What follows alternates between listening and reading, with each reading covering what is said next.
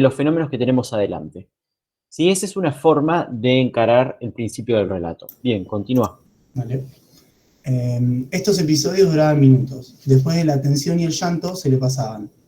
Frente a la pregunta de cuándo empieza a pasar esto, cuenta que en el tercer mes de embarazo, pero la primera vez fue el año pasado cuando el papá de su primer hijo se lo llevó de la escuela. Aclara que hay un periodo entre estos dos sucesos donde no apareció el malestar. Agrega que desde que empezó a pasarle nuevamente le cuesta salir, se encerró. Carla relata que es la primera vez que hace un tratamiento y cita: llamé porque así no soy yo. No quiero sentirme así. Antes tenía una vida social. Siempre estaba para los demás. Salía con amigas. Ahora cualquier cosa que le pueda pasar a una persona, yo lo exagero. Los gritos me alteran. Antes no me alteraban, pero ahora sí. Me agarran nervios. Nos cuenta que visitó una amiga y le hablaba tanto que le pidió que se calle porque estaba gritando. También le pasa que cuando su pareja le habla mucho, no lo quiere escuchar más. Bueno, ahí hago otro alto. Fíjense que de los síntomas nosotros entonces vamos a las coyunturas, que en este caso no tenemos mucho material para pensar las coyunturas, pero nosotros vamos a eso.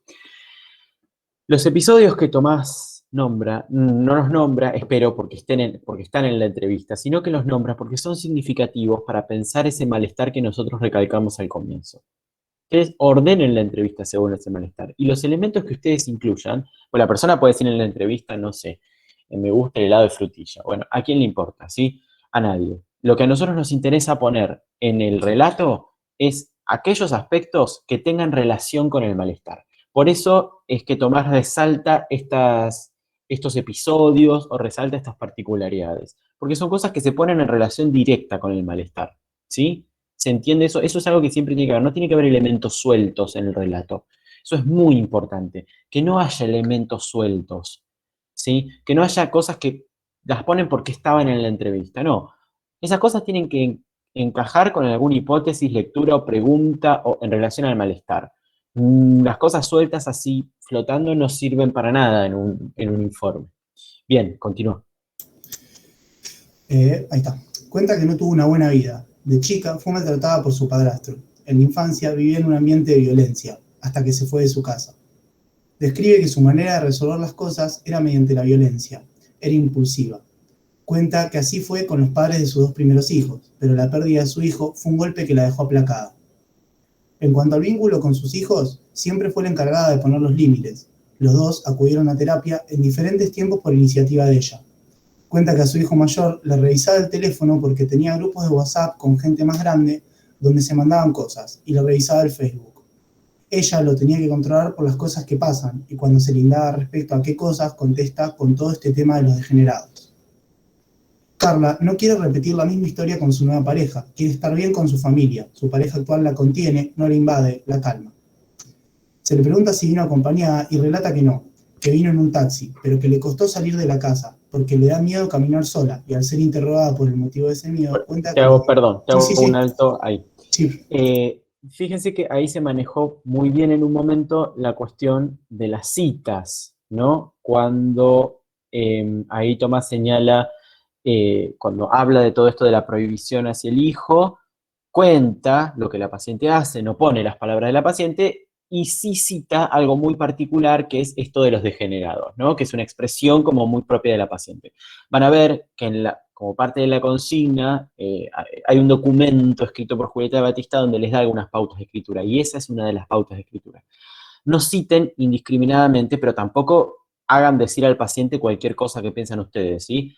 Relaten lo que el paciente dice y cuando hay algo muy específico como esto de los degenerados, lo citan, lo ponen, bueno, pueden hacer una cita indirecta también, no es que, ¿sí? Cada uno tendrá su estilo. Ahí se manejó muy bien.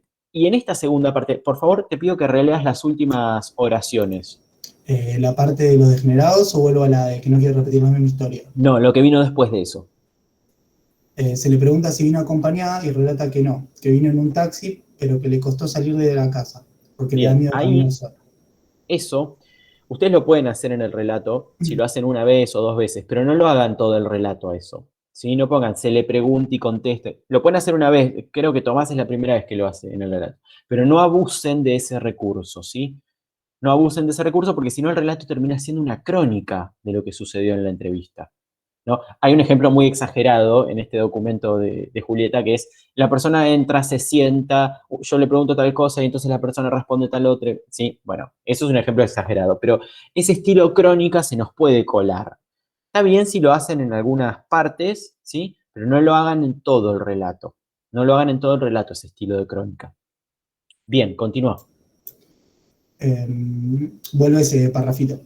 Se le pregunta si hay una compañía y relata que no, que vive en un taxi, pero que le costó salir de la casa porque le da miedo caminar sola. Y al ser interrogada por el motivo de ese miedo, cuenta que a los 18 años tuvo un intento de abuso en la calle y desde ese momento tiene miedo.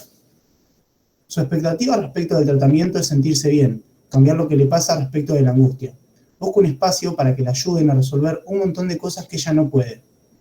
Entre estas cosas, también quiere cambiar la relación con sus hijos porque ella siente que es muy protectora y le cuesta poner límites.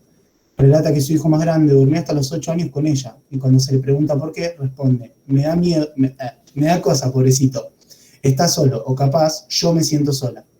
Al finalizar la entrevista, vuelve a aclarar que nunca sale de su casa, por lo que va a llamar para que le den el turno. Bien. Y Eso mismo que pones al final lo podés poner también en relación a lo que decís cuando decís que viene en taxi, ¿no? Porque parece que hay una cuestión en toda esta, o podemos empezar a hacer una lectura, no necesariamente teórica, pero en toda esta cuestión de quedarse encerrada, se empieza a sentir la soledad de esta paciente, ¿no? Uno de los efectos de este síntoma de encerrarse es la soledad. Se empieza a sentir sola. Bueno, alguien que tenga esa hipótesis podría juntar esos dos elementos. Quien piensa que por ahí no pueden tener algo que ver, no necesariamente los tiene que juntar, ¿sí? Pero recuerden que el relato es un efecto de la lectura que ustedes tienen del caso, del ordenamiento que ustedes tienen del caso. Fíjense que acá se le presta atención a ciertos fenómenos y hay otros fenómenos que por ahí quedan de lado. Esa es una jerarquización que hacemos cuando escribimos, ¿sí? Que es necesaria. No se puede poner todo en un relato. Si ustedes ponen todo en un relato es lo mismo que no poner nada. No sabemos qué es lo importante, ¿sí? Y qué no es importante. Bueno, ahora les voy a hacer a los dos preguntas, pero primero quiero escuchar el relato de Camila. Dale. Siento que la pifié un toque, pero bueno. Empiezo. Bueno, para eso está este espacio, para pifiarla. Dale. Acude a una entrevista por primera vez para la admisión de un tratamiento psicoterapéutico una paciente de 29 años de edad, la cual tiene 2 hijos y al momento de la consulta se encuentra embarazada. Como punto de partida nos preguntamos, ¿existe malestar en la paciente? Si es así, ¿frente a qué malestar se encuentra? ¿De qué sufre? La paciente consulta porque se siente angustiada. Comenta que Perdón, sí. te hago un alto ahí. Fíjense que es muy distinto a cómo empieza el relato de Tomás. Y sin embargo, es una cuestión de estilo. Empezar con una pregunta o empezar con una descripción. ¿Sí? Son elecciones que tienen que ver con el estilo, porque los dos hacen una presentación similar de la paciente. No es que hasta ahora, por lo menos, los relatos son similares en ese punto, distintos en su estilo. ¿Sí? Cada uno de ustedes tiene su estilo de escribir, eso no se cambia. Continúa. Dale. La paciente consulta porque se siente angustiada. Comenta que un año antes de este encuentro, cuando el papá de su nene más grande de 13 años se lo lleva sin su permiso, presentaba ataques de angustia, los cuales se desarrollaban por unos minutos y estaban acompañados de miedo, dolor en el pecho, ansiedad, susto a caerse, llanto, dolores de cabeza, entre otras cuestiones. Se producían estando sola o en compañía. Si bien en el momento de la consulta esos ataques cesaron, afirma que se encuentra angustiada. Pero, ¿por qué? Estas manifestaciones de angustia se encuentran presentes a lo largo de toda la narración. Bien, bien, eso está Sí. muy bien. Hagan ese tipo de afirmaciones, ¿sí? La angustia se encuentra presente a lo largo de toda la narración. Esas son afirmaciones que le dan coherencia al material, que hacen que nosotros no estemos leyendo una serie de oraciones desconectadas, sino que nosotros estemos leyendo realmente un relato que vuelve hacia atrás, ¿sí? Que va volviendo hacia lo que va diciendo. No es la edad de oro de la horticultura esto, ¿sí? Nosotros nos referimos a lo que estuvimos diciendo, nos referimos a lo que vamos a hablar todo el tiempo, ¿sí? Hagan ese tipo de afirmaciones, hagan ese tipo de oraciones, son importantes para que se entienda lo que se está diciendo. Bien, continúa. Entonces, ¿estos fenómenos le generan desosiego? En la continuación del relato sobre cómo eran, cuánto duraban y cuánto habían comenzado esos ataques de angustia, la paciente expone que está enojada con la vida, que le molesta a todo el mundo y que se encerró. Desde que le empezaron a suceder los ataques de angustia no sale. ¿A qué se refiere con no salir? Un dato relevante es que ella afirma que tiene que salir, pero ¿salir de dónde o hacia dónde? Luego se retoma el episodio en el cual la expareja de la paciente se lleva a su hijo de 13 años sin su consentimiento, el cual, según lo expuesto anteriormente, es el punto, es el punto de partida de sus ataques.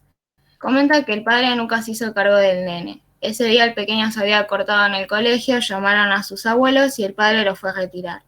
A ella nunca le avisaron, se comunicó con los abuelos y le dijeron que el padre se lo había llevado. Hizo una denuncia para que vuelva el niño a su casa y nunca más apareció. Se le pregunta qué piensa sobre esto y la respuesta que da es que la familia del padre del niño lo manipulaba para que la trataran como una loca. Explica que siempre quedaba expuesta como la mala de la película porque era quien le ponía los límites al niño y lo controlaba porque estaba en grupos de WhatsApp con gente más grande que él.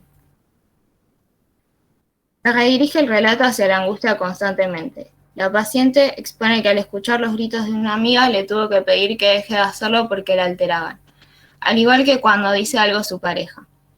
Se le pregunta si hay otra cosa que la altera y ella menciona que tiene un carácter... Perdón, Sí. yo ahí reduciría un poco el se le pregunta, responde, Sí, ¿no? Eso lo reduciría iba a un poco. decir que como que lo hice bastante, después también lo hice. Ah, bueno. Con que se lo habías mencionado a Tomás y sí. Bien, eso es algo que es que sale un poco automáticamente, es lo primero que tenemos que tratar de reducir en un relato. Sí. ¿Sí? Tratar de hablar más directamente, menos indirectamente de lo que sucedió ahí en la entrevista. ¿Sí? Menos de lo que se le preguntó y mucho más de lo que dijo el paciente en general. Bien, continúa. Dale. Se le pregunta si hay otra cosa que la altera, ella menciona que tiene un carácter que se enoja por todo, suele putear mucho y que quiere arreglar todas las piñas.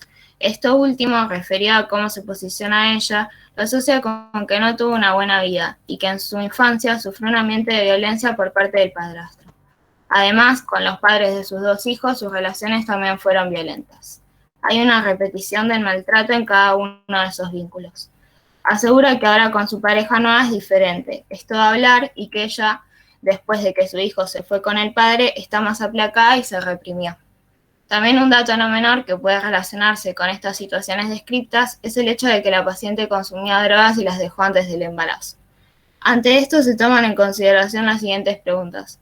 ¿Cuál es la posición subjetiva de la paciente? ¿Su propia posición frente a la vida y las relaciones con los otros darían cuenta de un malestar?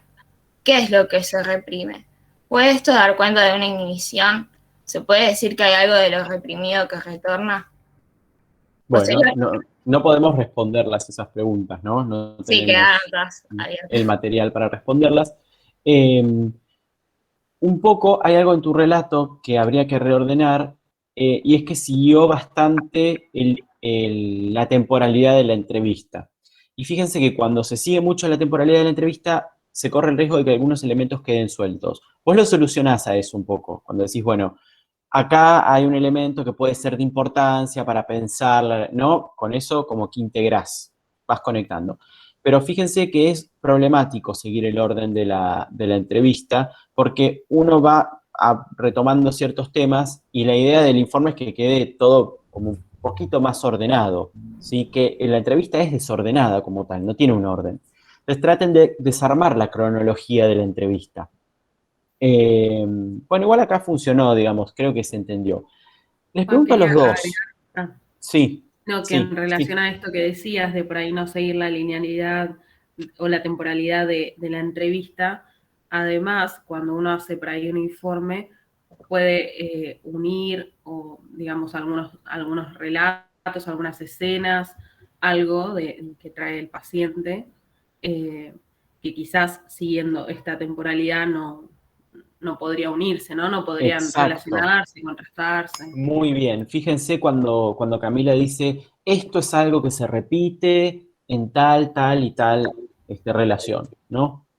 Ella está uniendo diferentes cosas que en la entrevista se dieron por separado. Está unificando. Traten de hacer eso, ¿sí? Eso le va a aportar mucha coherencia al material, esto que les propone Guadalupe. Traten de hacerlo. Les pregunto a Tomás y a Camila si les costó mucho hacer el relato este.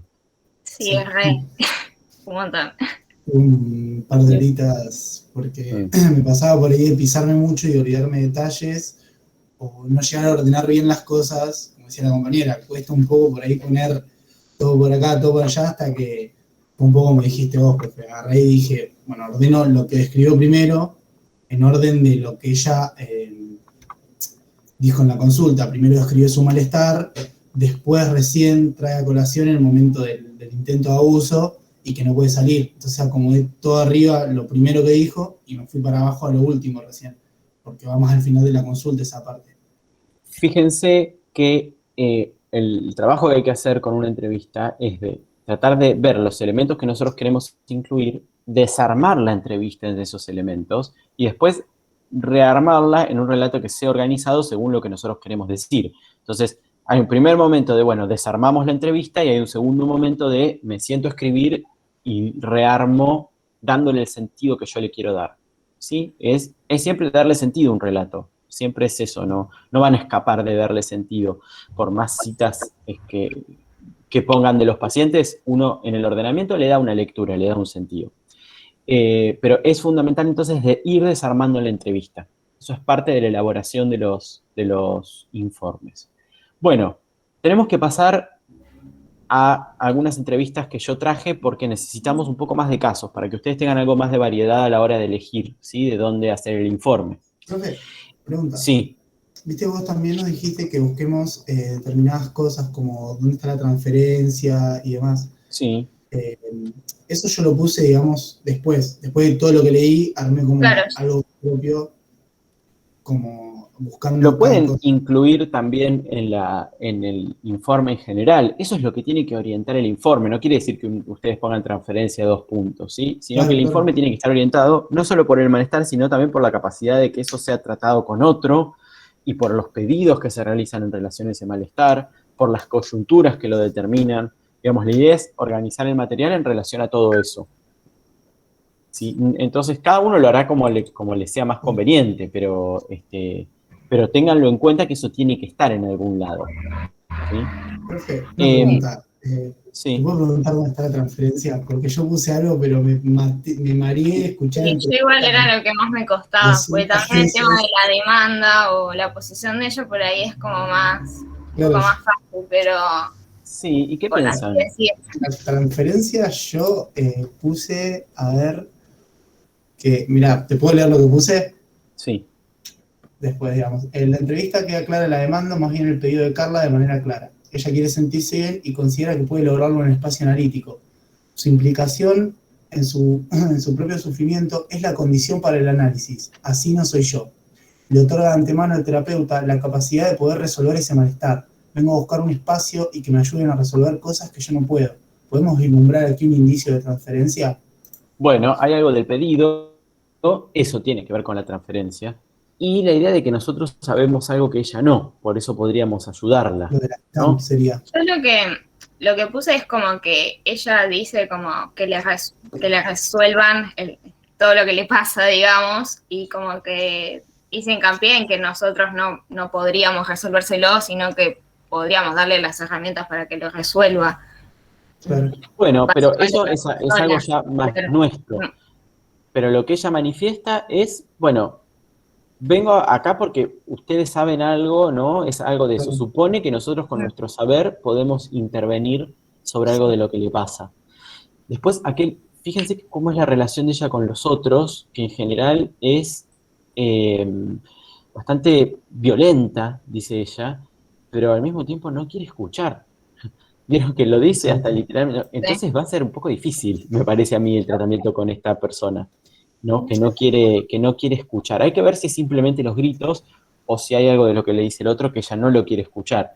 También, entonces se va a complicar. Como que lo que me llamaba la atención era esta idea de que ella sí salió de la casa para ir a la entrevista. Bueno, ese es un aspecto que puede ser transferencial también, ¿no? Hace el esfuerzo de superar eso y poder venir a vernos. O sea que supone que hablándonos algo va a pasar, ¿no? Claro, después cuando le dicen el tema del turno para ir, no sé, a mí me pareció algo bastante interesante de parte de ustedes, como que se reaferra a eso de, bueno, no puedo salir.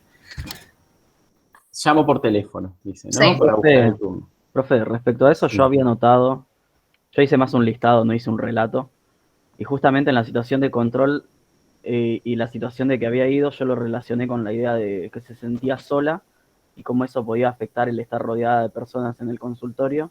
Y también pensé en lo del control sobre los hijos y el control sobre la situación de cómo ella quiere su tratamiento, porque ella tiene como una actitud controladora, dice.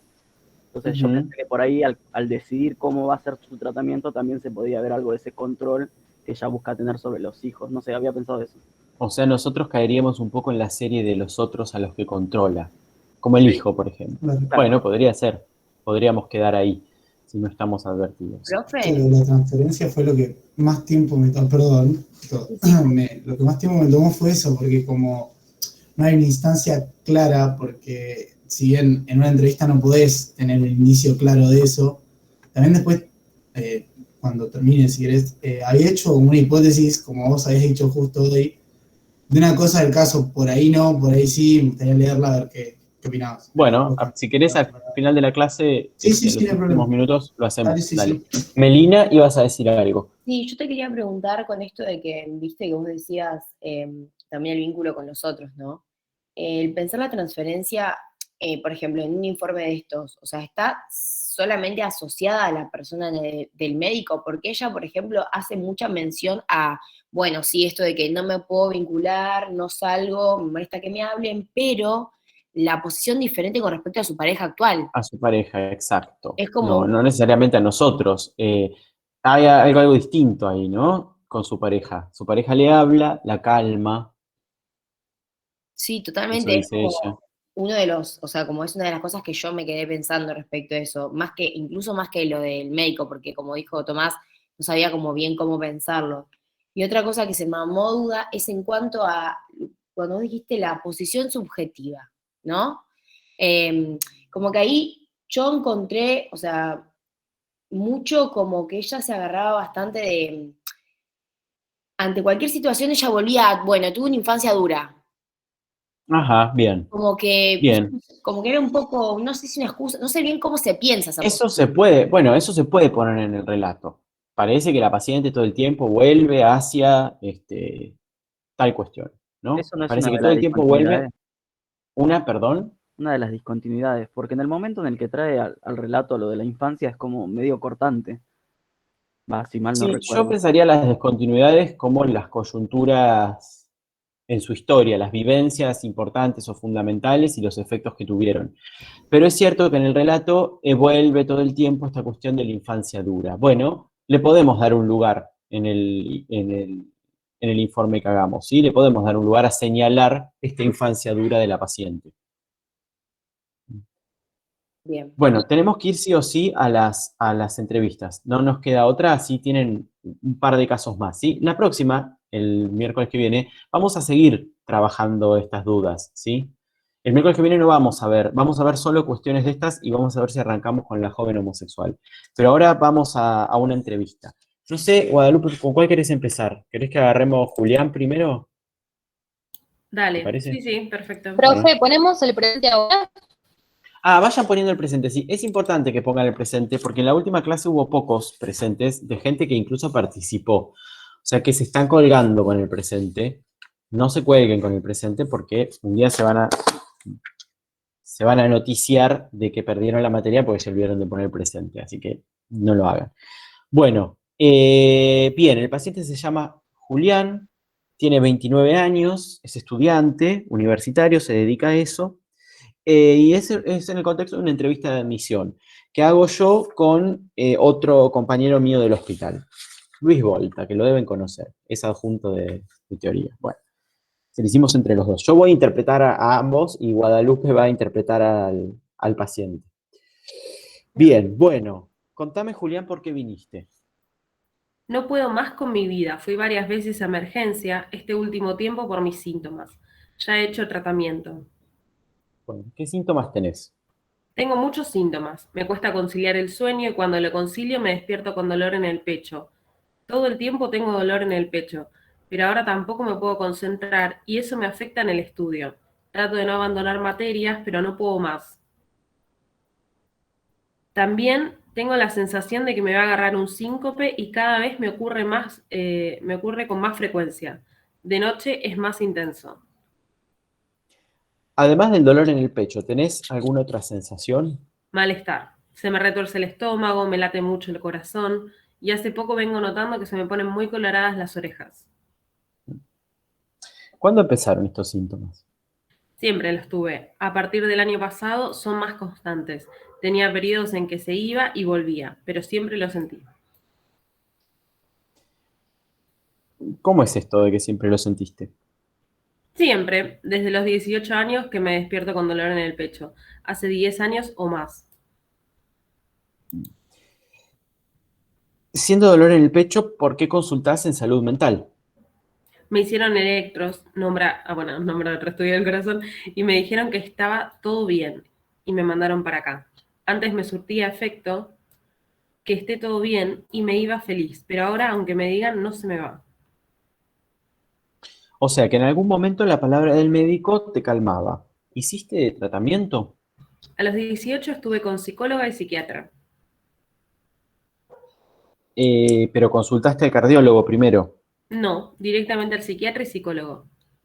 Vos suponías que no era orgánico. Ellos me decían, me diagnosticaron trastorno global de ansiedad. ¿Cuánto tiempo hiciste tratamiento? El primero, menos de un año. Después dejé de tomar los medicamentos, porque me indicaron. Después dejé el tratamiento psicológico, después hice otro tratamiento que no fue tan efectivo. Eso fue después de 5 o 6 años. Entonces, en esos 5 o 6 años estuviste mejor. No, nunca volví a ser mismo de antes. Cambié mi percepción, ya cambió 2 veces mi forma de ver el mundo. ¿Cómo sería que cambió tu forma de ver el mundo? Que me siento mal, tengo miedo de que vuelvan los síntomas todo el tiempo, siento que mi personalidad está escondida dentro de mí, que no puedo ser yo mismo, me siento un ente. Un ente. Como que estoy en piloto automático, trato de evitar ciertas actividades por si me agarran los síntomas. ¿Qué actividades? Físicas, por ejemplo, porque se me acelera el corazón y me pongo mal. Enseguida siento que me voy a morir. Bueno, Julián, volviendo un poco, ¿qué pasó a los 18 años? Todo se desencadenó cuando fumé marihuana por primera vez. ¿Te acordás cómo fue la situación? Estábamos en el parque de casa con un amigo y me incitó a probar y probé. Después tuve un desfasaje en los pensamientos y un déjà vu con respecto al fin de la vida. Después seguí teniendo déjà vu que me producían ataques. Después los déjà vu cesaron. Eh, ¿Cómo era el ataque? Sentía que era el fin. ¿No volviste a fumar marihuana y siguió igual? Sí, probé, porque no podía creer que era eso, y al final no era eso. Descartando la marihuana, ¿qué crees que es? No sé. Supongo que es miedo a la muerte, pero yo no creo tener miedo a la muerte sino a los síntomas. Ahí hay una pregunta que no está registrada. El año pasado vine a La Plata y estaba bien, pero este año es horrible. Ah, no sos de acá. ¿Cómo surgió lo de venir a La Plata? No, soy de C, porque siempre quise estudiar X y nunca pude. Ahorré plata con el trabajo que tenía y vine. ¿Y con quién vivías en C? Con mi mamá, va. Solo pero antes de venir a La Plata con mi mamá. Decís que este año es horrible. Porque desde el principio que me martirizan los síntomas y no tengo el mismo chip para el estudio. ¿Qué crees que pasó para que cambiara el chip? A principio de año falleció mi tía y ahí se agravaron los síntomas que había comenzado. Esa noche terminé en la emergencia. ¿Qué relación tenías con esta tía? Bastante especial, no éramos muy unidos. La quería, pero yo conviví con ella 6 meses y no me llevé muy bien. Siempre fue muy territorial. ¿Por qué crees que su muerte te hizo cambiar el chip? No sé, la muerte es algo natural. Ella tenía cáncer, ya se, ya se sabía que iba a pasar. Yo no la quería, yo no la quería ir a ver porque no la quería ver de así. Y cuando fui a verla, ya estaba inconsciente y no me pude despedir. También hay algo que me choca mucho, que es que mi mamá volvió al alcohol después de 20 años y me satura. Yo trato de ayudar, pero no sé qué hacer. ¿Vos la ves seguido? Una vez cada 10 días intento ir. ¿Y con qué te encontrás? La he encontrado golpeada, tirada en el piso o tomando. Ahora empezó un tratamiento, pero el jueves pasado la llamé y estaba tomada. Eso me agobia también. ¿Hablas con ella? Sí, yo le digo que la necesito bien. No sé por qué volvió. Ella estaba orgullosa por su logro. Estuve leyendo sobre cómo tratar con alcohólicos y me di cuenta que no la tengo que tratar mal como antes. ¿Antes cuándo? Hace 2 meses. Vos tenías 9 años cuando tu mamá dejó de tomar. ¿Tenés algún recuerdo de esto en la infancia? Sí, se peleaba mucho con mi papá, a veces me mandaba a comprar alcohol y también la veía en ese estado. No son muy buenos recuerdos. Volviendo un poco, ¿hiciste algún tratamiento después de que hiciste a los 18 años? Sí, pero no fueron tan efectivos. ¿Te quedó algo de esos tratamientos? Nunca traté el tema de raíz, nunca supe qué me pasaba, nunca me dieron un diagnóstico. A la psicóloga de la ciudad donde vivía, con la que tengo contacto hasta hoy, no la puedo ver. Ah, seguís en contacto. Sí, ella me ayudó a venir a La Plata porque andaba mal en el trabajo. ¿Cuánto tiempo hace que estás con ella? 2 años. Mm. Fuiste una guardia, dijiste. Sí, 2 o 3 veces ya, porque no daba más, sentía que me moría. ¿Qué sentías? Fuego, ardor en el pecho, me quería escapar e ir al hospital. ¿Sentías algún pensamiento o idea? No me acuerdo, que me iba a morir, que ya no aguanto más, que quiero que esto se termine. Hablaste de déjà vu. ¿Cómo es? Vivir algo como si ya lo había vivido, y ese algo era el momento de mi muerte. Dijiste que el haber fumado te dio pudor. Esto es algo que no quedó registrado, pero bueno, se lo retomamos en las preguntas. Dijiste que el haber fumado te dio pudor. Sí, como que nunca estuve muy amigado con el tema de la marihuana. Amigado. Como que tenía miedo de que me vuelva a pasar. Nunca me gustó el tema de las drogas. ¿Vos tenías alguna idea de lo que significaba el alcohol, la marihuana a los 18 años? No, yo tomaba alcohol, pero nunca quise meterme con las drogas. Sí probé, si la probé es porque me sentía saturado, pero no recuerdo bien por qué. Bien, bueno, ahí culmina la entrevista. Bueno, bien, si quieren pasamos a ver qué hora es, a la siguiente entrevista y después hacemos una... Sí, vamos a hacer eso. Vamos a Bien. pasar a la siguiente entrevista y vamos a hacer una breve discusión después de estos dos casos. Bueno, pasamos entonces a Juana. Yo vendría a ser yo y vos vendrías a ser Juana, ¿sí? Bien. Bueno, Juana tiene 20 años y es de Los Hornos. Bueno, buen día. Soy el licenciado Juan Manuel, ella es Catalina, una estudiante de psicología. ¿Te molesta que ella esté en la entrevista y la presencia? No, está bien. Te voy a tomar los datos personales. ¿A qué te dedicas? Soy estudiante. ¿Seguís la secundaria o estás estudiando una carrera universitaria? Una carrera universitaria. ¿Con quién vivís? Con mi papá y mi hermano. Bueno, ahí yo le pido el celular, unos datos para la planilla. Bien. Bueno, contanos qué te trae acá. Bueno, primero me diagnosticaron con síndrome de dolor genital. Es parecida a la cistitis, pero diferente. Es otra cosa. ¿En qué consiste? Es una enfermedad crónica que afecta a la sensibilidad. Voy todo el tiempo al baño a orinar, me duele. No puedo comer determinados alimentos, no puedo tener relaciones sexuales. Me dijeron que no tiene cura, sí tiene tratamiento, pero no cura. El urólogo me sugirió que visite a un psicólogo, porque quizás sea psicosomático. ¿Hace cuánto que te empezó a pasar? Hace 2 años. Desde chica siempre fue frecuente tener infecciones urinarias. Me dieron diferentes antibióticos. Estuve un año tratando de saber qué me pasaba, qué era lo que tenía. Me hicieron diferentes estudios, uricultivos, ecografías, escopia vaginal. Sí. Bueno. ¿Y hace cuánto te diagnosticaron con este síndrome? Hace 6 meses, calculó. En los estudios salía todo mal, todo normal. Nunca escuchaste hablar de esa enfermedad. No, pensaba que tenía una infección urinaria. De eso sí sabías. Sí, fui a varias ginecólogas, me dieron óvulos, pero nada funcionaba. ¿Por qué a varias ginecólogas? Porque me dijeron que era cistitis. Una me dijo que tome agua, que se me iba a pasar, solo. Yo escucho mi cuerpo. Sabía que el agua no me iba a hacer nada. Sabías que el agua no te iba a hacer nada. Sí, y después fui al urólogo y me dio otros antibióticos para vejiga hiperactiva. Todo quedó desechado. Quedó eso. Y no está clara la causa. No. No, en ningún paciente se sabe bien la causa, y en todos se expresa la enfermedad de manera diferente. ¿Y qué efecto tuvo en vos que te hayan diagnosticado? Primero fue un alivio, fue una respuesta. Primero alivio, pero después preocupación, porque no se puede combatirlo.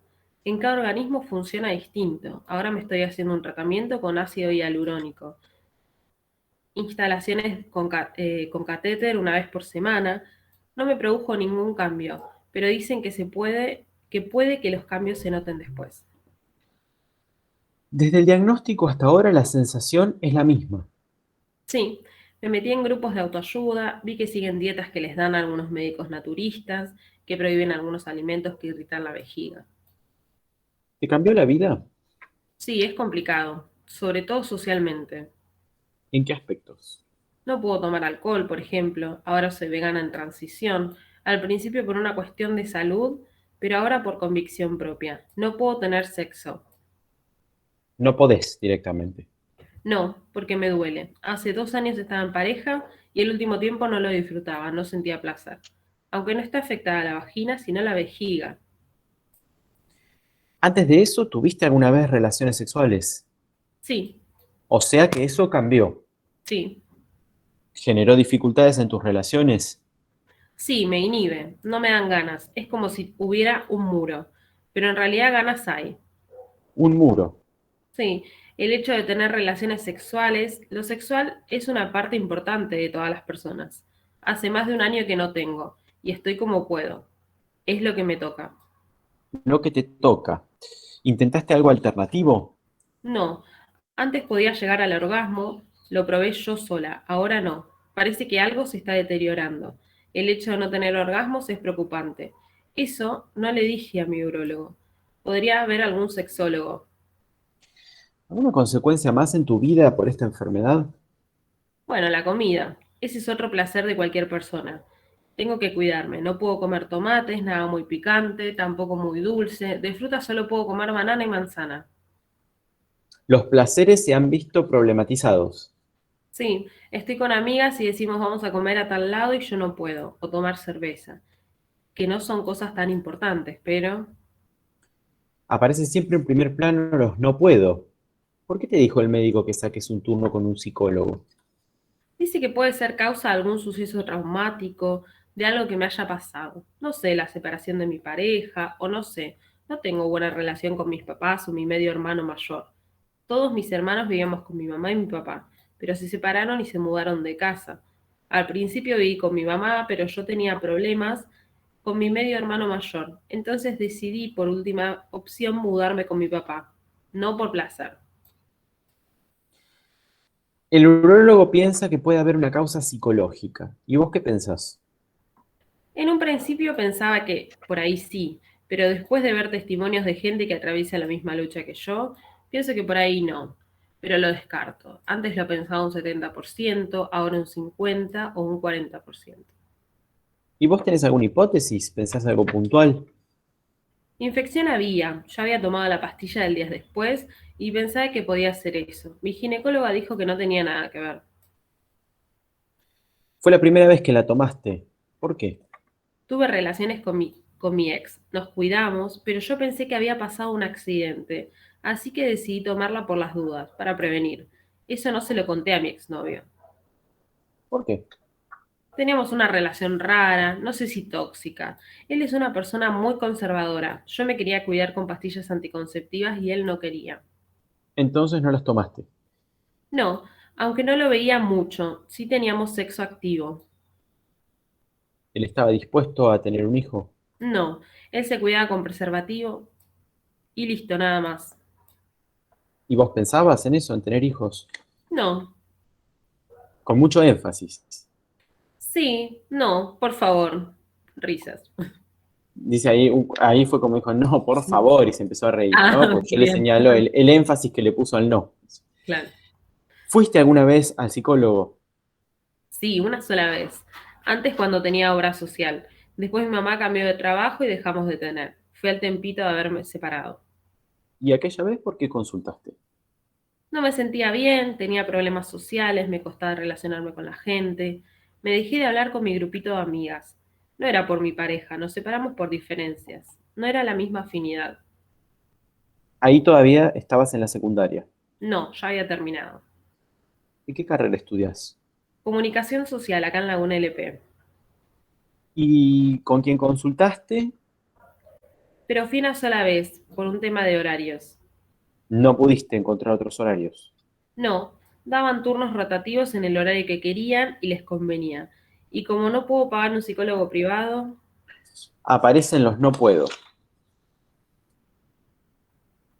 ¿Recordás algo de esa consulta? sí, estaba muy sensible. Hablé de todos menos de mi enfermedad. ¿Qué pensás de empezar un tratamiento?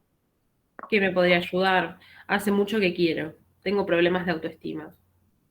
Autoestima. ¿Qué problemas serían?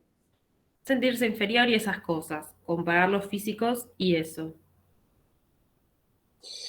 Entonces lo pensaste, pero consultaste porque el urólogo te lo sugirió. Sí, quería. Y le dije a mi papá y él me dijo te diagnostico yo. ¿A qué se dedica? Es chapista, está con los autos. Ah, nada que ver. ¿Le hiciste caso? Sí, porque él es el que me mantiene. Y si no me lo quería pagar, ya está. No sabía que había psicología pública. Mi mamá tampoco lo puede pagar, no tiene un buen trabajo. Entonces, más allá de la enfermedad, vos querías consultar. Bueno, esperanos un momento afuera que charlamos y te volvemos a llamar. Ahí la hacemos salir, la volvemos a hacer entrar. Consultorio. Bueno, si te ocurre algo más que nos quieras contar, Creo que no, pero bueno, siempre hay cosas que quedan. ¿en qué crees que te puede ayudar el tratamiento? En mejorar la autoestima, aunque sea, en darme cuenta de cosas que no puedo ver, en las relaciones con los demás. Hay algo con la autoestima. Bueno, estoy de acuerdo en que el tratamiento te puede ayudar. Apareció algo con la pérdida de los placeres, las limitaciones, no sentir placer, algo que estaba y se perdió. Hay que ver si tiene que ver con la enfermedad o no. Has hablado de ciertas cosas relacionadas a la sexualidad. ¿Sería diferente para vos el hecho de tener un psicólogo varón o una psicóloga mujer? Sería más cómodo que sea mujer. Bien, y ahí finalizó la entrevista. Bueno, ¿qué piensan de estos dos casos?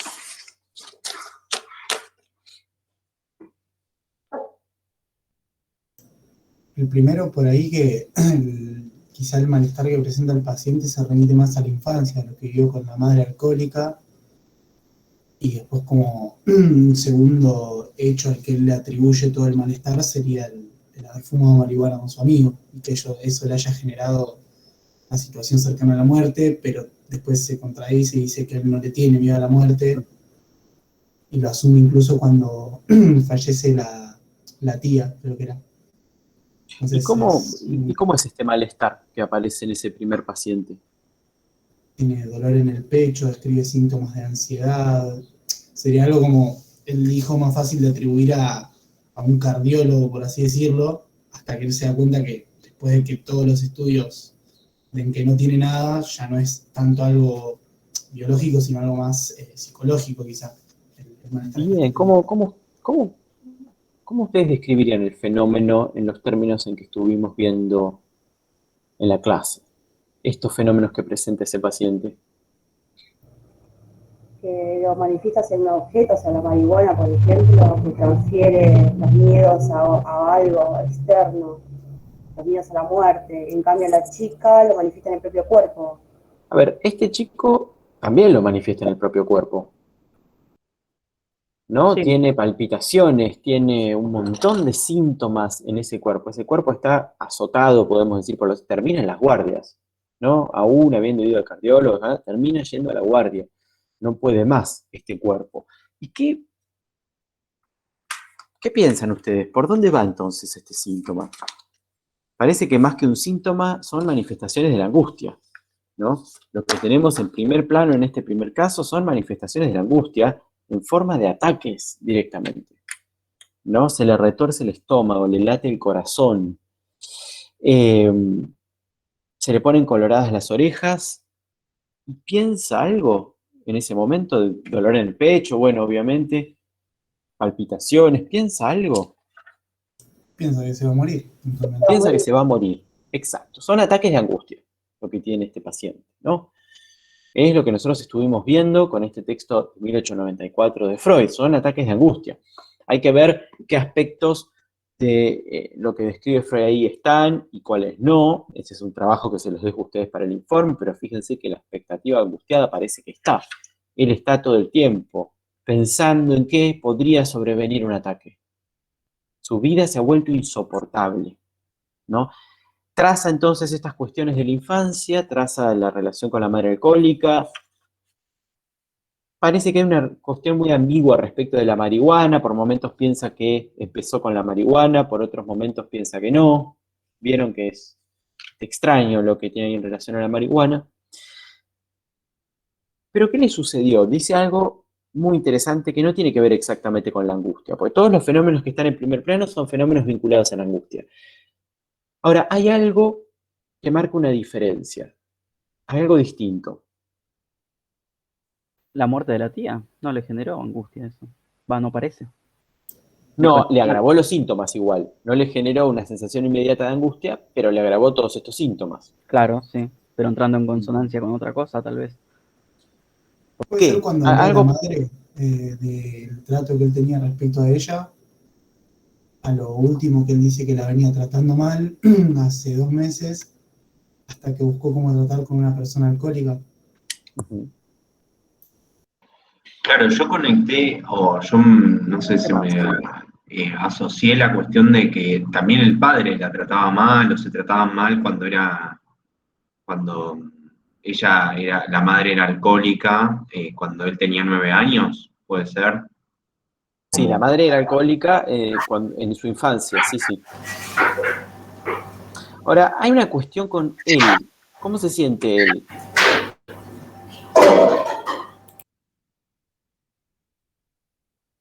¿Cuándo? A mí lo que me llamó la atención. Ay, perdón. Juan, ¿preguntás en el momento de la consulta? Sí, ¿qué es lo que dice acerca de él? Esta que ¿Están se los siente un ataques? ente, ¿no? ¿Cómo? ¿Perdón? Que se siente como un ente, como que está en Como un un piloto ente, automático. en piloto automático. ¿Desde cuándo? Desde los 18, dice. Claro, ahí nunca volvió a ser el mismo. Cambió su forma de ver el mundo, cambió su percepción. Algo ocurrió en ese momento que lo transformó absolutamente. Y desde ese momento es un ente y está en piloto automático. Esto no se condice con los fenómenos que Freud describía, ¿no?, de la neurosis de angustia. Pero para nada se condice con eso, ¿no? No decía eso Freud, que las personas se sienten entes, que sienten que su personalidad cambió, que sienten estos cambios. Semejante ruptura. Bueno, no sabemos qué es, va a quedar como pregunta, probablemente el segundo cuatrimestre podamos responder a ver qué pasó con este paciente, por qué se siente un ente. ¿A ustedes a qué les resuena esto de sentirse un ente? Fuera de sí, no sé. Y a perder el sentido capaz de la vida. Sí, parece que suena a eso. Medio esquizo. Medio esquizo, bueno, está bien, sí, exactamente. Clínicamente Además, diríamos medio esquizo, parece. Es muy raro esto que parece acá. en la entrevista empieza diciendo eso, no puedo más con mi vida. Y después a mí me llamó la atención esto de los déjà vu, que bueno, menciona la primera vez que consumió marihuana, que el déjà vu lo lleva a eso, como a la muerte, como si ya la hubiera vivido. Bien, no es el déjà vu que podemos tener nosotros comúnmente, ¿no? Es otra cosa, él padece de estos déjà vu. Eso de que cambió mi vida, bueno, eso podríamos adjudicarlo inicialmente, eso de que no puede más con la vida, a la enfermedad en sentido práctico, de la que hablamos hoy, ¿no? Inicialmente, si nosotros no escucháramos nada más del relato, podríamos decir, bueno, pobre tipo tiene un montón de ataques de angustia y no puede más con su vida, ¿no? Enfermedad en sentido práctico. Ahora, está muy bien esta asociación que hace la compañera porque el no puedo más con mi vida es que su vida ha cambiado radicalmente en un momento, ¿no? Hace 11 años su vida cambió radicalmente. Es otro. ¿Y ese otro qué es? Es un ente, es un piloto automático. Algo le sucede a él más allá de los síntomas de angustia. Igual ese sentirse un ente, a eso de sentir que se va a morir y demás, y que no le tiene miedo a la muerte, ¿no se contradice un poco? Porque ya el sentirse un ente, es como que algo adentro de él ya no está, por decir, como que algo ya está muerto, podríamos decir, pensándolo de otra manera por ahí. Bueno, con lo que él dijo. Sí, digamos, no sé si se contradice. Habría que ver qué es en realidad sentirse un ente, porque no lo exploramos mucho en la entrevista. No lo exploramos nada en realidad. Yo si tuviera que volver a hacer esta entrevista, exploraría a ver qué significa sentirse un ente para él, ¿no? Ahí veo que hay un presente. Todo el mundo anotó el presente, ¿verdad? Ya puedo copiar estos presentes. Profe, hay una compañera que puso en el grupo que ella no la dejaba enviar el presente. Ah, hola, profe, soy yo. No me deja enviar el presente, pero estoy acá. Ivana, ¿alguien le pasa como a Ivana? A mí me pasa que lo mandé y no lo veo. No me pasó, pero Así que no lo sé mandé si 2 estaba- veces. Bueno, quien no lo vea, vuelva a mandarlo. Quien no se ve ahí en el chat. Yo no vi los ausentes la semana pasada para corroborar, no me pude fijar la lista. ¿La tiene usted? No importa. Yo les puse presente porque me acordaba a todos los que estaban más o menos con Guadalupe. Hicimos una reconstrucción entre los dos y más o menos pudimos armarlo. Bien. ¿Qué estábamos diciendo? Que volverías a abordar el Explorar lo que es un ente. Exacto. Para él. Porque están en primer plano estos fenómenos de la angustia. Está claro que este es un cuadro de angustia y ustedes lo pueden ordenar muy bien en el informe, pero quedan preguntas respecto de esto, ¿no? El cambio en la personalidad, el sentirse un ente, no sabemos a qué responde. Lo que sí podemos decir es que no aparece así a primera vista que haya nada de lo sintomático, ¿no? En juego, en el sentido del síntoma neurótico. Un síntoma conversivo, por ejemplo. No parece que estuviera nada de eso. Por lo menos en esta entrevista no está en primer plano. ¿Y qué piensan de la segunda entrevista? De Juana. Creo que es de resaltar los no puedo constantes. No puedo. Bien. ¿Y cómo lo pensamos ese no puedo?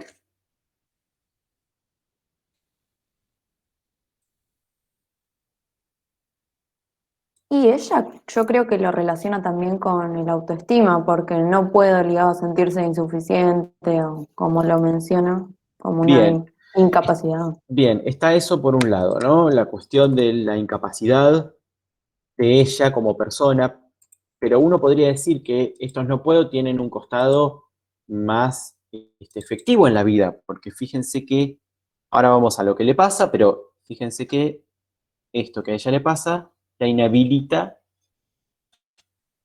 Sería con la privación de los placeres, digamos. Bueno, Así podría no ser puedo. con la privación, exactamente, crearse un deseo incumplido, pero finalmente repercute en su vida práctica. Entonces también está en primer plano la enfermedad en sentido práctico en esta paciente, ¿no? Fíjense todo lo que ella señala que se le ha visto impedido en su vida a partir de un malestar en particular. ¿Que cuál es? ¿Qué es lo que molesta en esta paciente? El dolor de vejiga era. Tiene un síndrome diagnosticado por los médicos en el cuerpo, ¿no? ¿Qué piensan de ese síndrome? Profe, ¿podría pensar esto que ella llama psicosomática como una versión de la conversión histérica? Bueno, claro, dentro de lo del sentido común, lo que se llama psicosomática, hay un montón de cosas, ¿no? Hay enfermedades efectivamente psicosomáticas, pero hay algunas otras cosas que podrían ser pensadas como un síntoma, ¿no? ¿Y qué nosotros necesitamos para pensar algo como un síntoma? ¿Qué tiene que tener ese síntoma? Que cause molestia. Bueno, por un lado que causa molestia, pero no todo lo que causa molestia es un síntoma. ¿Qué más tiene que tener? ¿Un sentido? Sentido. Tiene que tener un sentido. Muy bien. ¿Tiene un sentido esto?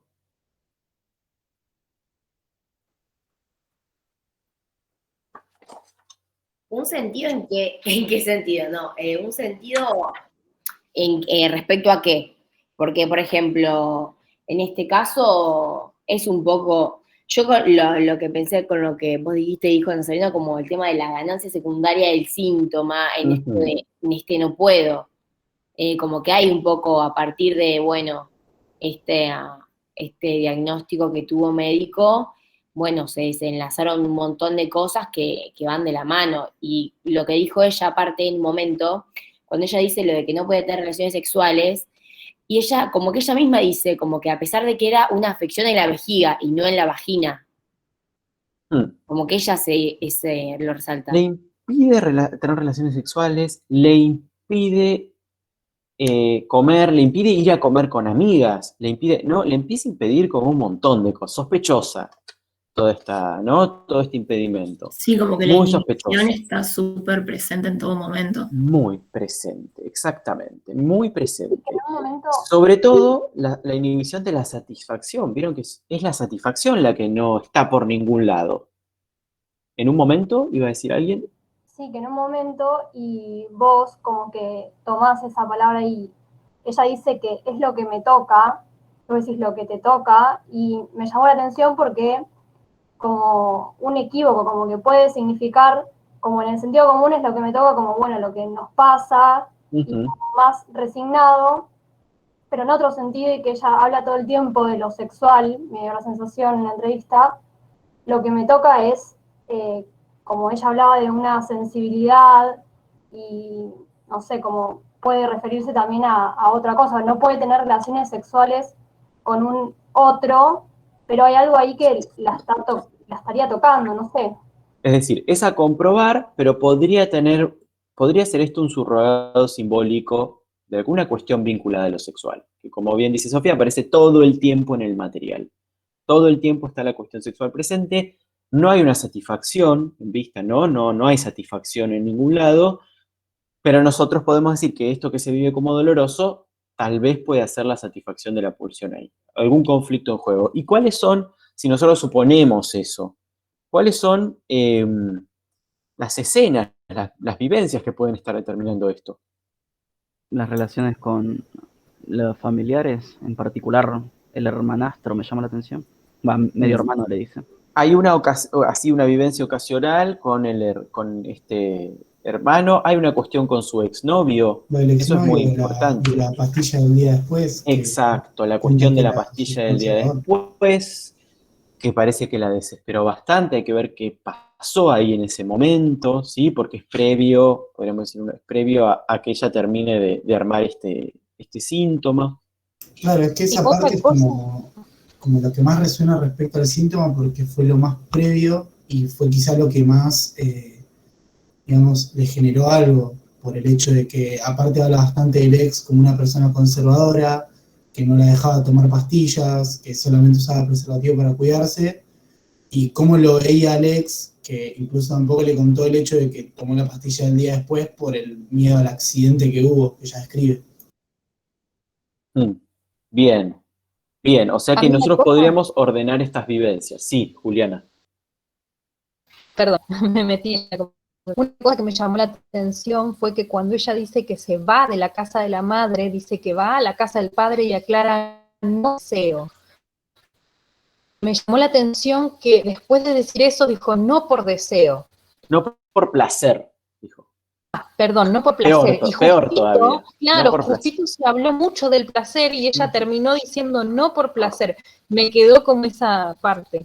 Bien, algo se escucha ahí, ¿no? Algo de lo que está diciendo resuena muchísimo en su síntoma, porque su síntoma es no sentir placer sexual, ¿no? Va por ese lado este síndrome que ella tiene.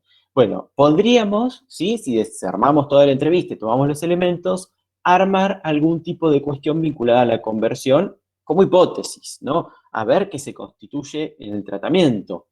Pero pareciera ser que este síntoma tiene demasiadas funciones en la vida de esta chica. Y hay un puntito muy interesante sobre la transferencia en este caso. Y con esto lo cerramos, el resto se los dejo buscar a ustedes y vamos a la consigna. A ver si lo pescaron a la cuestión con la transferencia. Cuando le preguntaron acerca de como que qué esperaba ella inmediatamente respondió mejorar autoestima, relaciones, verme mejor, o sea, en ningún momento apuntó a otra cosa, porque digamos que ella, cuando va, primero que va porque la hirió un tercero. Uh-huh. O sea, ella no es móvil, digamos, no es que va sola, le hizo un médico de ir, o sea, que ahí medio que hay un prestar atención. Después, también como esto del pasaje por todas las ginecólogas que fue, que ninguna le cerró y al urólogo le hace caso. Bueno, ahí estamos superponiendo dos. Una cuestión es lo que ella pide, ¿no? La demanda, podemos decir, ella que va en relación a la autoestima, no va para nada, no es una demanda que diga, quiero solucionar este problema para poder comer y tener relaciones sexuales. No va por ese lado, ¿sí? Va por el lado de la autoestima. Pero por otro lado, ella viene mandada por un médico, sin embargo hace un pasaje por muchísimos médicos y nadie puede dar en la tecla con lo que tiene. Incluso cuando se lo diagnostican, nadie sabe la causa. Es decir, el saber, bueno, ahí el otro tiene un saber, pero no alcanza, no alcanza mucho a decir sobre lo que yo padezco. Ahora, hay una puntita más transferencial interesante, hay algo más. Una psicóloga mujer antes que un hombre. Bueno, sí, eso es algo que es porque yo se lo pregunto igual, está muy viciado por mi pregunta. Para Pero hay mí algo la más. situación con el padre, cuando le dijo, le diagnostico yo, y vos le preguntas justamente, le hizo caso, si es mecánico, tallerista o algo así. Y ahí podría estar esto del hombre, que no sé, se entrelaza. ¿Quién sabe? Ahí parece que el padre el padre que es chapista, digamos, es como si a mí me ponen a hacer la chapa de un auto, desastre. Bueno, el padre es chapista y le dice, te diagnostico yo. Y ella parece que le otorga cierta creencia a esta cuestión, ¿no? Hay algo ahí con ese padre con el que se lleva mal, al que no soporta, etcétera, etcétera, que parece que sabe. Entonces ya podemos empezar a pescar que la transferencia puede ir por cierto lugar vinculado a este padre que es chapista, pero sabe lo que le pasa. Tiene cierto saber con respecto a ella. Bueno, ármenlo ustedes a eso, los que elijan hacer el relato de esta entrevista. Yo les propongo que vayamos ahora a... esperen que comparto. Acá tengo este documento que ustedes van a encontrar en la página principal de la materia, del Moodle, ¿sí? En la página general, que se llama Recomendaciones y pautas para la redacción del informe de los talleres clínicos. En este primer cuatrimestre. Tengan en cuenta que en el segundo cuatrimestre ustedes van a escribir un informe también, pero va a ser distinto. Entonces, acá lo que tienen es una introducción a la cuestión del informe, de algo que nosotros venimos hablando de cómo transformar el material en algo que sea transmisible, y van a tener, fíjense, una serie de consejos. El primero de ellos tiene que ver con el estilo de redacción. Les voy a ir leyendo. El informe psicológico tiene un estilo de redacción que es particular de su formato, que se diferencia por tanto de otros estilos de redacción o incluso de informes de otras disciplinas. Comencemos por diferenciarlo de estilos de redacción más conocidos como la crónica o la literatura. Lo que ustedes van a hacer es un informe estándar. No van a hacer un informe para una obra social, un informe para una derivación, un caso para supervisar o una escritura en una historia clínica, que por ahí con el tiempo vamos a ver las diferencias. Ahora van a hacer un informe estándar. Sería como el antecedente de todos esos, ¿sí? Van a relatar lo que sucede en una entrevista. Pero lo tienen que diferenciar de la crónica y de la cuestión literaria, y esto es muy importante. El informe no es una crónica donde consta detalladamente todo lo ocurrido en una entrevista siguiendo un orden cronológico. Cuando el material clínico es abordado de esta manera, habitualmente encontramos expresiones que tienen que ver con algunas de las que ustedes fueron poniendo hoy, ¿no? El entrevistador dijo, el entrevistado respondió. Eso puede estar, el tema es que eso no cope todo el material. Es conveniente que el informe no adopte el estilo de una crónica, ya que no consiste meramente en una transcripción cronológica de la entrevista. Fíjense esto, entre otras razones porque se volvería imposible transmitir de esta manera el material de un tratamiento que conste de varias entrevistas, varios meses o años. Pero también porque el orden cronológico no se condice con el material con el que trabajamos, que como bien señala Freud, es incompleto. La secuencia es incierta, el paciente puede corregirse en las fechas, el material del relato no es una exposición ordenada de la biografía. O sea que somos nosotros los que tenemos que ordenar algo que aparece desordenado, porque es incompleto, pero también porque ha actuado la defensa. Por eso también todo lo que tiene que ver con los malestares aparece incompleto en los discursos. Gente que es muy organizada para hablar de otras cosas, cuando tiene que hablar de su malestar, hace agua, ¿sí? Bueno, vimos algo de esto. Ténganlo en cuenta. Entonces, la secuencia temporal de la entrevista no es la que vamos a seguir.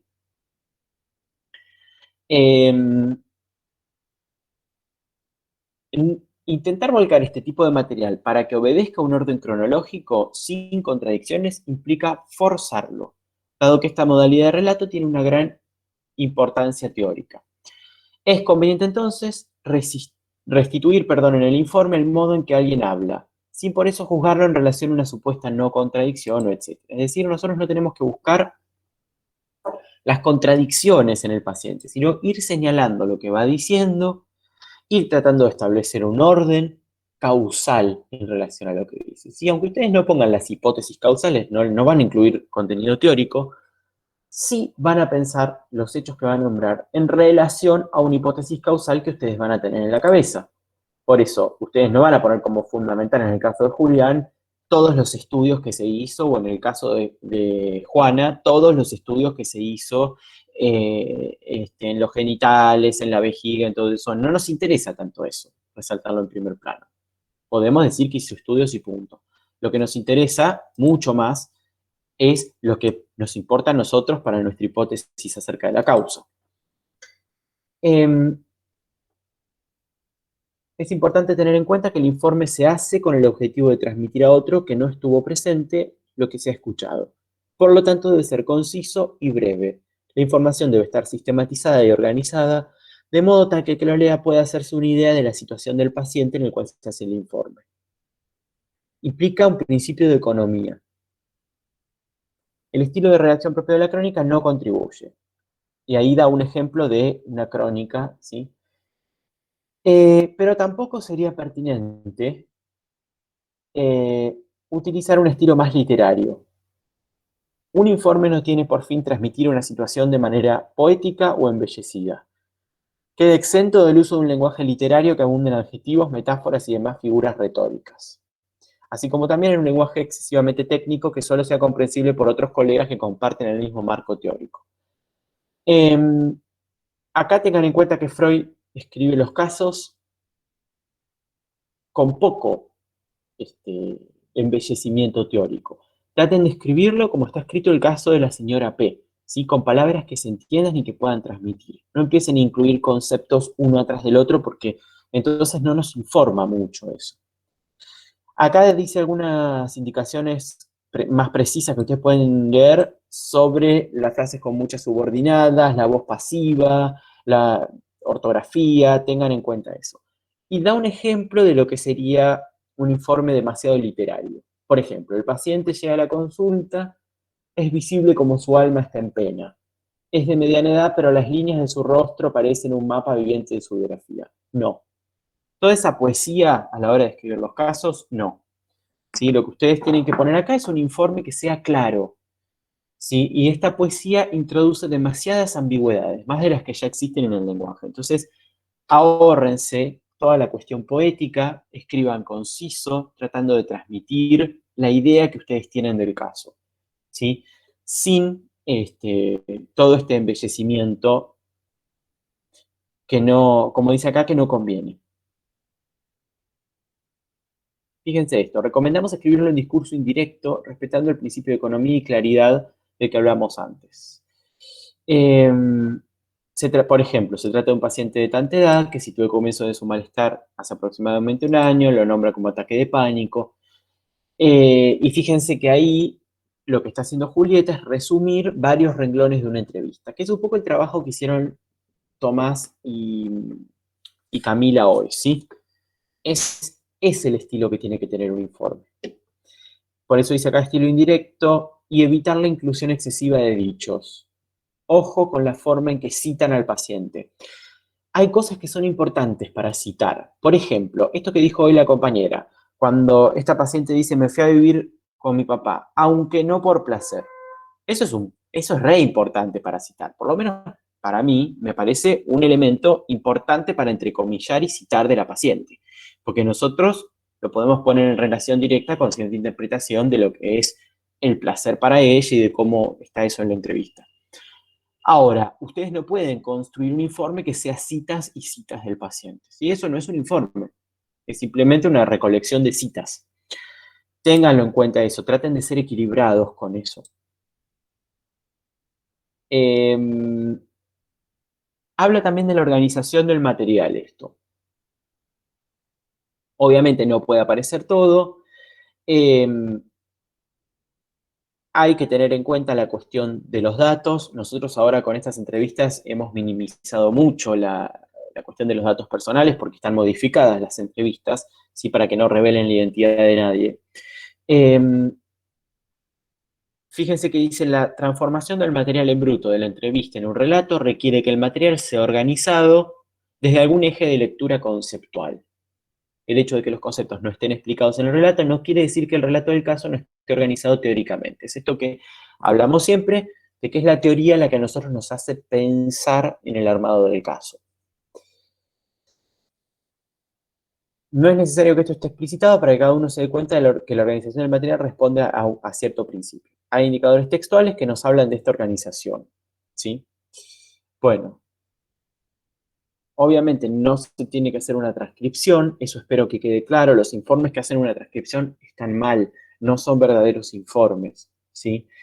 Hay, como dice acá, que jerarquizar, ¿sí? La organización conceptual diferencia los informes de las distintas disciplinas. Aun cuando en sentido estricto hayan escuchado al mismo paciente, los informes difieren ya que cada disciplina lo escucha desde sus supuestos. Y acá diferencia lo que puede ser un informe de un psiquiatra clásico con lo que puede ser un informe que podemos hacer nosotros desde el psicoanálisis.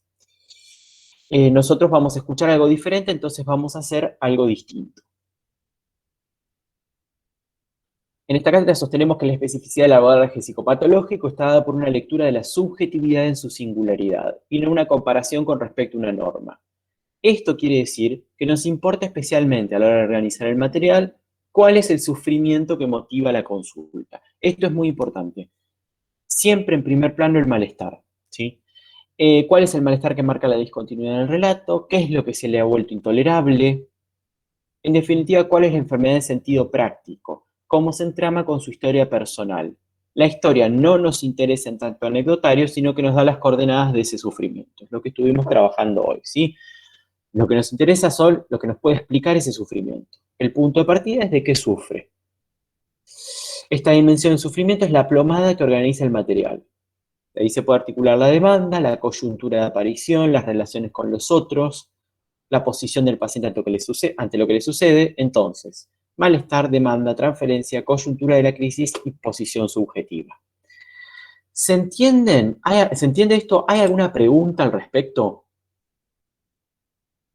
Sí, profe, en ningún momento, que es lo que estuvimos haciendo, por lo menos de lo que leímos ahora, dice como que podemos aproximar ciertas características a determinada... porque justo al final dice, no es ni un diagnóstico psiquiátrico ni psicoanalítico. Exacto. No. Está mal decir, presenta ciertas manifestaciones, no sé, esquizofrénicas, ¿está mal decir eso?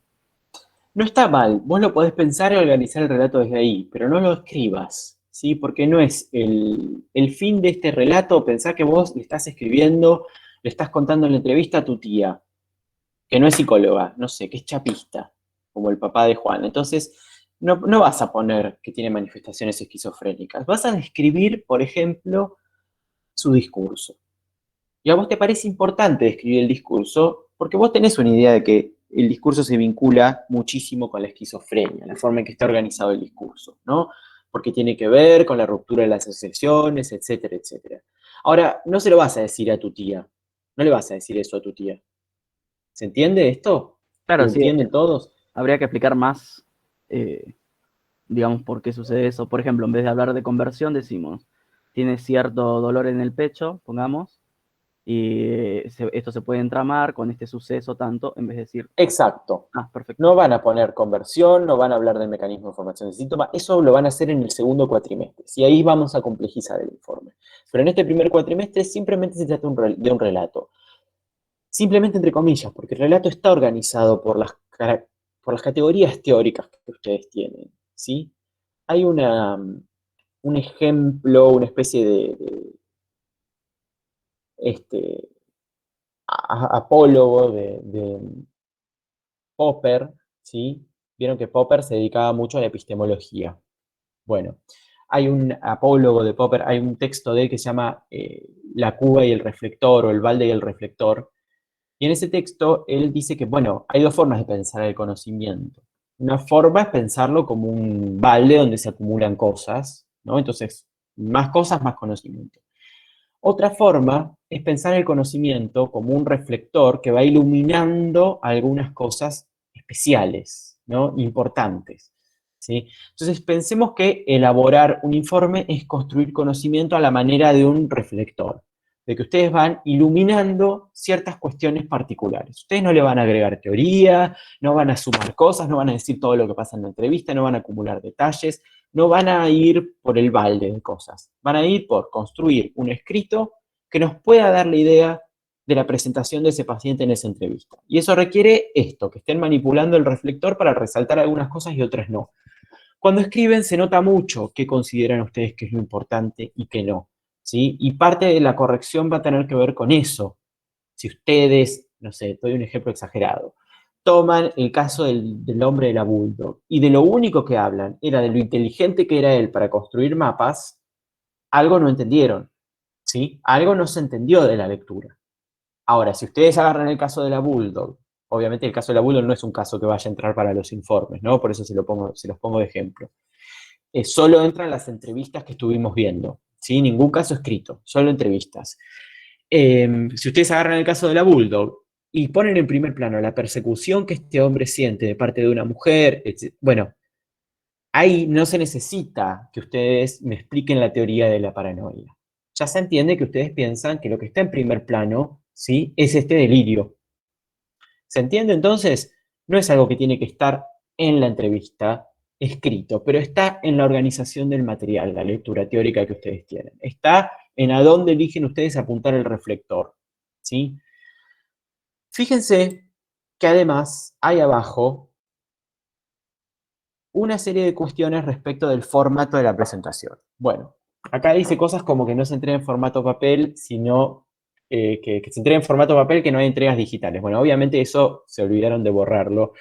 La entrega va a ser digital, voy a poner una tarea en el Moodle para que ustedes lo suban ahí, ¿sí? Ya les vamos a explicar cómo es, porque el comentario por pares requiere que ustedes lo suban en una parte especial. Pero este formato de presentación es muy importante.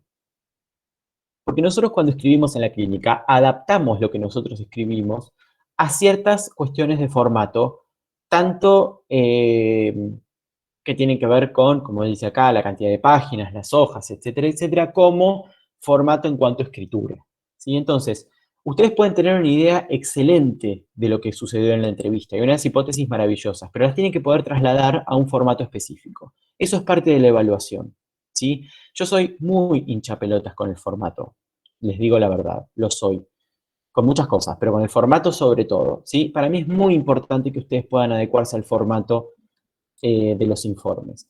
El formato es, acá dice entre 3 y 5 páginas, fíjense que al principio dice entre 2 y 3. El formato es de 2 a 3 páginas. Esto significa que no tienen que hacer ni más de 3 páginas, ni menos de 2 páginas, ¿sí? Estos trabajos van a estar desaprobados. No se puede hacer más de 3 ni menos de 2. No es un capricho, es que es, ¿sí?, un relato clínico de una entrevista lleva más o menos esa extensión. Y nosotros queremos que ustedes se adapten a poder escribir lo que ustedes piensan en una extensión específica, ¿sí? Es una tarea, yo sé que puede molestar, pero es una tarea que va a servir después para que ustedes se puedan adaptar a las diferentes extensiones de los distintos escritos con los que se van a encontrar. Entonces, tiene que tener entre 2 y 3 páginas y terminado con 1,5 letra Arial 12, ¿sí? Ese es el formato en el que ustedes tienen que presentar el trabajo y es muy importante que lo hagan, ¿sí? En ese formato. Profe, Cuando ¿y la ustedes... alineación? ¿Cómo? La alineación, justificado, ¿eh? Eso no importa, la que quieran. Lo importante es lo que afecta el largo del trabajo, ¿sí? Entonces, la letra tiene que ser esa, el espaciado tiene que ser ese, y tiene que ponerle una carátula. Es fundamental que ustedes le pongan una carátula a esto. ¿Qué tiene que tener la carátula? La carátula tiene que tener el nombre, el apellido, el legajo, la comisión en la que están cursando, el mail, toda esa información que ustedes consideran importante tiene que estar ahí. Si van a promocionar, si no van a promocionar, si están condicionales, si no están condicionales, toda esa información tiene que estar presente en la carátula. Me tiene que dar a mí la información para corregir. No van a hacer un apartado de bibliografía porque no van a usar citas bibliográficas, ¿sí? Entonces, no es necesario un apartado de bibliografía. Es simplemente el informe de 2 a 3 páginas con la carátula. Cuando ustedes hagan la corrección por pares, de la que vamos a hablar la semana que viene, ustedes van a tener, también vamos a hablar del diagnóstico de situación un poquito. Ustedes van a tener que corregir de sus compañeros todo esto. Van a tener que corregir la forma en que lo escribieron, lo que resaltaron, cómo hicieron el informe general, pero también van a tener que corregir si hay carátula, si el interlineado se cumple, si la letra se cumple, ¿sí? Estén atentos a eso. Yo también voy a corregir la corrección, ¿sí? ¿Se entiende? Voy a corregir lo que ustedes le fueron corrigiendo a sus compañeros. Entonces, van a tener que hacer una buena lectura del material de sus compañeros. La próxima les vamos a explicar cómo se van a corregir ustedes, cómo se va a dividir eso. Tenemos como medio un sistema armado. ¿Alguna pregunta sobre estas cuestiones más formales, estas cuestiones de escritura, de la elaboración del informe? Profe, yo no entendí una cosa. Por ahí lo dijiste, pero se me pasó. ¿Usamos entonces máximo de 3 páginas o 5? Máximo de 3. De 2 a 3 páginas. No usen más de 3 páginas, no usen menos de 2 tampoco. No usen menos de 2 páginas, ¿sí? El informe tiene que tener entre 2 y 3 páginas. Le van a tener que poner un título al informe. Traten de que no sea muy poético, que sea un título explicativo. Es un informe clínico, ¿sí? No es un taller de poesía. No le pongan un título, porque a veces le ponen unos títulos poéticos que son... No, no lo hagan. Y tampoco le pongan de título una frase del paciente, ¿sí? Las frases del paciente no son títulos. No pongan de título la frase del paciente para construir el caso, ¿sí? Pongan un título que a ustedes les parece que remite al contenido del caso. Fíjense en los títulos de los casos que Freud propone, ¿sí? Piensen en algo en relación a eso, ¿sí? Piensen en dónde está el malestar, cómo se presenta ese malestar, qué es lo que está en primer plano. Piensen en eso a la hora de elaborar un título para el informe, ¿sí? De cualquier manera, la verdad les digo, yo el título mucho no lo corrijo, porque es muy difícil titular algo. Lo dejo más para el segundo cuatrimestre. Hagan el intento, pero lo que va a estar en primer plano va a ser el informe en sí. ¿Tienen alguna otra pregunta? Profe, páginas, estamos hablando de páginas de Word, ¿verdad? Sí, páginas de Word. O del procesador de textos que ustedes usen. ¿Sí? El de Google también, es lo mismo. ¿Sí? Estamos hablando de esas páginas.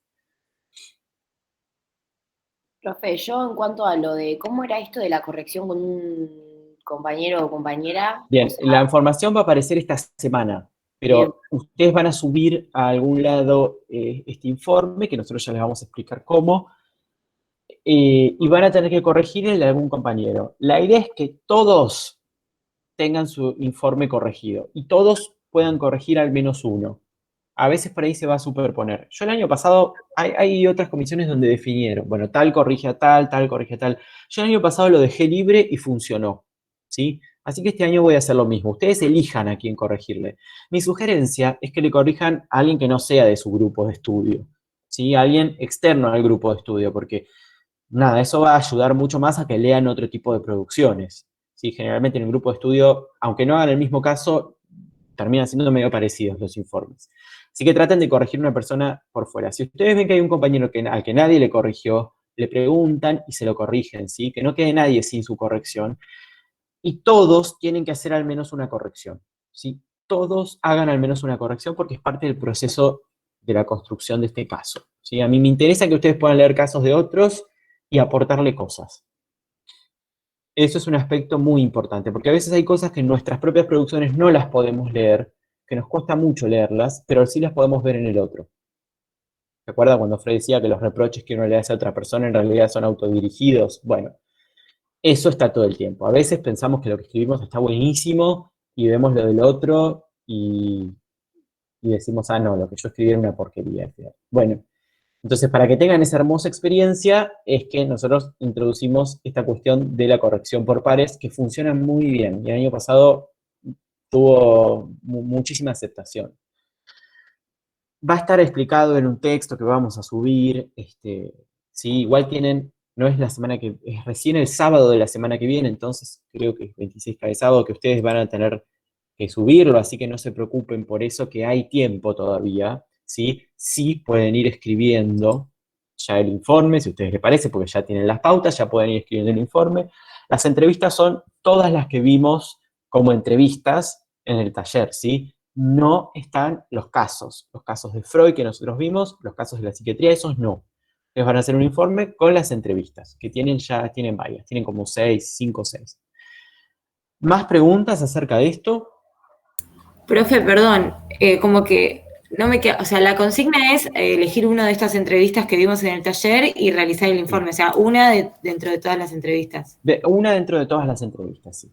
Okay, ustedes hayan registrado y realizar el informe a partir de eso que ustedes pudieron escuchar de las entrevistas.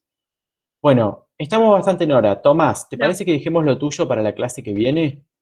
¿Sí? Lo que dijimos que íbamos a trabajar al final. Sí, no hay problema. No hay problema. Bien, dale, gracias. ¿Alguien iba a hacer alguna pregunta? Sí, yo. Entonces, para la clase que viene, los capítulos de inhibición, síntoma y angustia y... Para el práctico. Sí. Para el clínico vamos a trabajar el caso de la joven homosexual, que es una parte, que es la primera parte de un texto que se llama Sobre la psicogénesis de un caso de homosexualidad femenina, de Freud. Está como bibliografía de los talleres, búsquenlo. Profe, ¿sí? ¿solo la primera? Porque dice apartado 1 y 2. ¿O se refiere El 2, no, sí, es eso, apartado 1 y 2, no la parte teórica que viene después, ¿sí? Apartado 1 y 2. Vamos a trabajar el caso ese, que es un caso que quiero que lo lean en vinculación con la angustia, ¿sí? Así que fíjense dónde en ese caso encuentran la angustia, no es algo fácil. Recuerden las indicaciones de la relación angustia-síntoma que tenían para trabajar inhibición síntoma de angustia. Bueno, nos vemos la semana que viene. Perdón, ¿puedo hacer otra pregunta cortita? Bueno, dale. No, que a mí no me quedó claro, sé que falta, pero respecto al parcial, ¿la bibliografía es solamente de prácticos o también entraría lo de los clínicos? La bibliografía es toda la bibliografía de prácticos más el texto del ataque de angustia, el texto de Freud de 1894, ¿sí? El que vimos con todos los puntitos vinculados a la neurosis de angustia. Bueno, ese texto más el apartado 4 del texto de lo inconsciente, donde vemos histeria de angustia. O sea, toda la de los prácticos más esos 2 textos. Genial, gracias, profe. Bien, bueno, estamos en hora. Nos vemos la próxima. Recuerden leer todo eso. Adiós. Chao. Chao, nos vemos. No, gracias. Chao.